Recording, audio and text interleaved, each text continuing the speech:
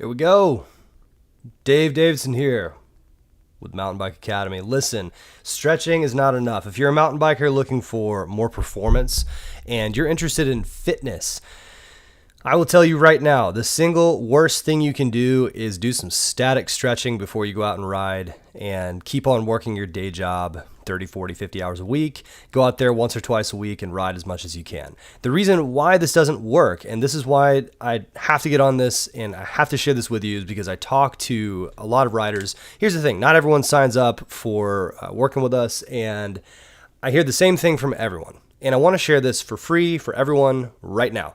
If you're a mountain biker and you want to get better results on the ride, just stretching isn't enough. Just doing yoga is not enough. Even workouts are probably not the appropriate thing for you. And the reason why is because when we age, when we get into our 30s, 40s, 50s, and beyond, the single most important thing that happens is we use motor control memories or muscle memories from our entire life.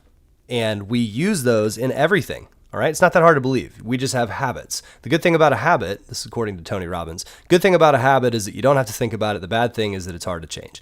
And a lot of times our movement habits don't help us. So I'm making this video for you today to talk about what to do instead. So pardon me there.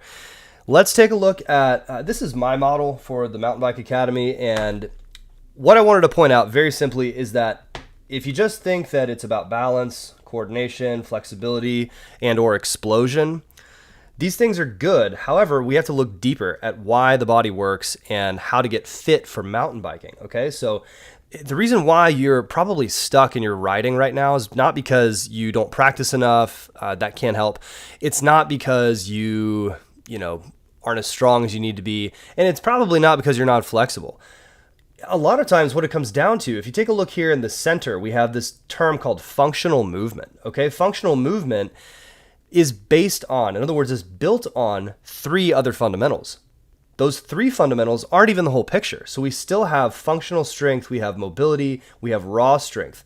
What are these three? Functional strength is your ability to control the movement of your body throughout an entire range of motion. In other words, if you've ever picked up something heavy and had to kind of throw it in the air to get it up on your shoulder, that's not functional strength. When we take a pencil and we slowly and carefully draw a shape exactly the way we want to, that's more of a representation of functional strength. So it's like cursive versus scratching on a wall with a knife, okay? Mobility is your ability to move throughout a range of motion by initiating that move, okay? So mobility is different from flexibility. Flexibility is just how far your joints move when they are pulled passively. Mobility is how far you can pull your body or push it or move it actively. Do we follow?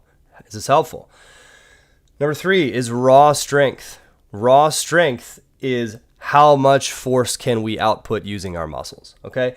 And these three come together to form functional movement. And the reason why this is so important for mountain bikers in 2023 is that the average mountain biker, and I'm not making this up, go Google it. This is based on a couple years ago. The average mountain biker is 44 years old, male, works a full-time job, has a college degree, and they're probably a knowledge worker. In other words, you sit at a desk. And if you don't sit at a desk, what you're doing right now is you're not getting out 8 hours a day and practicing like a pro athlete. So the worst thing you can do is hop on your bike, ride a little bit, and expect that to fix your problems. Ain't gonna happen. So we all know that we need to be balanced. We all know we need to have coordination. We all know we need flexibility. We all know we need to have, especially if you're doing downhill or jumping or anything cool on the bike, we need to have explosion. So the issue is that if you go into the gym and start lifting weights, you may have what's called a weak TVA muscle. I'm not going to get into this. This is an entire hour-long training that I won't waste your time with right now. What I can tell you, though, is the TVA acts like a weight belt. It acts like a support muscle for your entire torso, okay? Your core is not your abs. And when the instructor in the fitness class says, tighten your core, that's a bit of a misnomer. They're not wrong. It can protect your back. However, if your TVA or your transversus abdominis or transverse abdominis, depending on what Latin you're reading or not, if that muscle is weak because you sit all the time or because you do not use it, I can guarantee you that your QL, your hip flexors, your glutes, your lats, all of these will compensate, and they will act as primary stabilizers when the TVA is the primary stabilizer. This is like going out there and sending a 20-foot drop onto rocks and roots. And this is like going out there and having your tire pressure dialed, having your bike dialed, your frame is dialed, your bolts are tightened, and then literally letting all the air out of your shock, or taking the spring off of your shock and expecting that to help you.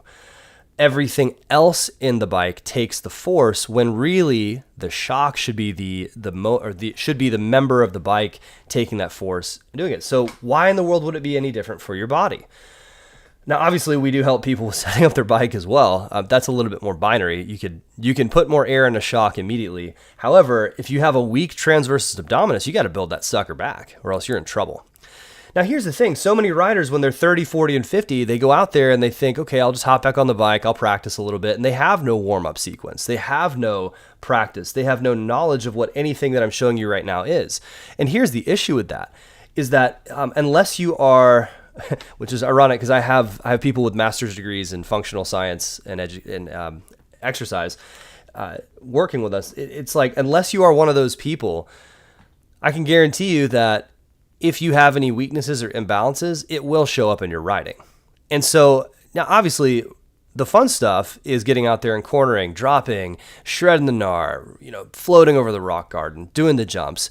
However, the foundation is movement and the body. And when we neglect the body, we end up with a way worse experience than we could or should have on the bike. And for some of us, at worst, it's embarrassing because we go out there and we're looking to have a fun time. Look, you made it. You made it in your career. You've made it with your family. You've made it with your friends. You're an awesome person. You go out to ride your bike and you're embarrassed because you look like you're not even 12, like your 12-year-old self outrides you. That's embarrassing. I've been in that situation before. I'm not knocking you for it. It's just that when you go out and spend $3,000, $4,000, $5,000, $6,000 on a bike and can't even ride it, like, what's the point?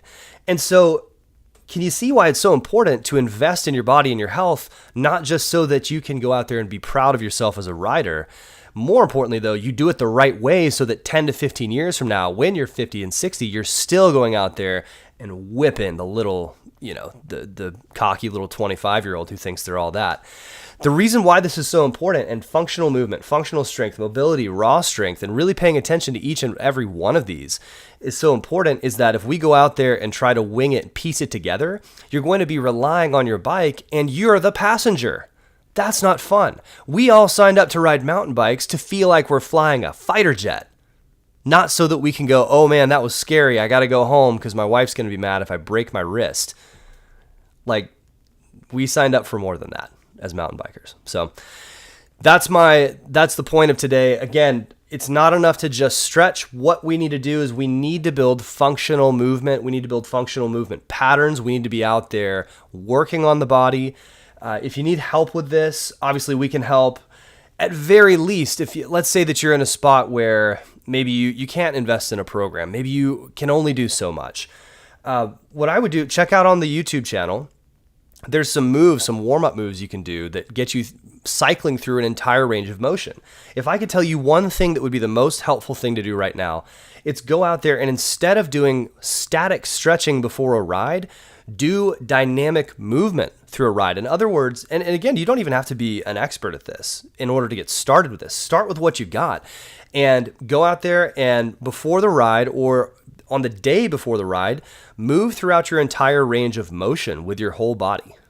Flex, get all the way down into a squat. Move your arms up all the way around, all the way behind you, and pull with your muscles into your maximum range of motion. By doing this, what you're going to be doing is building mobility and functional strength and raw strength. Now, hey, it might not be the best thing in the world if you don't have a trainer looking over your shoulder. You might not get the most customized experience. However, is there any downside to standing up on your feet and moving? No. So I'm here to say, look, the people that we are here to encourage, and if this is you, if you really do have that almost, sorry for the sun here, it's in my eyes. The Lord is shining down upon me. Listen to my message. If you are one of those riders who's like, I just kind of can't shake this feeling that mountain biking is super important to me. I was talking to someone yesterday. She's like, if I give up on this, I give up on time with my husband, and that matters. If you're someone who actually cares about mountain biking and your performance on the mountain bike, not just for selfish reasons, but because you know that it spills over into every area of your life, that's what we're about. This is a movement where we're literally creating movement in people. And so I can promise you that we're not going to work with everybody. The way we have our business model set up, we can't serve every single mountain biker in the world. There's 10 million of us. There's 10 million of us. And the reason why I'm making these videos and the reason why I'm speaking to you today is that if you're part of this movement, come join us. Invite your friends. Get out there and move. The movement is about movement on the mountain bike. Have some fun today. Get out there, make some movement happen. And again, if you're starting from absolute nothing, move through your entire range of motion, spend 5 to 10 minutes exploring that, really focus into leaning into the body, and look at my YouTube channel. Check out the other videos. I've got a few in here where it takes you through some of the exercises you can do. Hope that helps everyone today. Really glad that I get to be here with you all. Put some comments down here if you want to talk. Catch you later.